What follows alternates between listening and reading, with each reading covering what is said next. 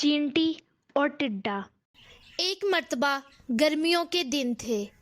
ایک کاہل ٹڈا گنگنا رہا تھا اور سورج سے لطف اندوز ہو رہا تھا۔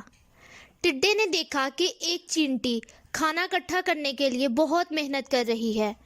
ٹڈے نے چینٹی کو آواز دی اور کہا، اپنا اہم کام بند کرو اور میرے ساتھ مزے کرو۔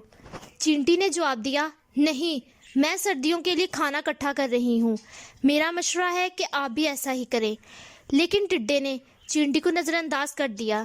ٹڈے نے دھوپ کے دن سارے مزے میں گزار دیے اور پھر جب سردیوں کا موسم آیا تو ٹڈے کے پاس کھانے کے لیے کچھ نہیں تھا۔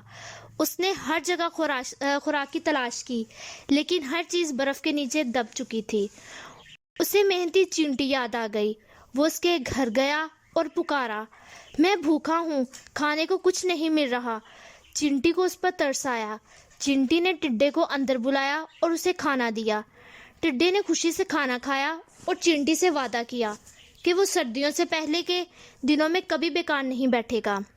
بچوں، آج کی کہانی سے ہم نے کیا سیکھا؟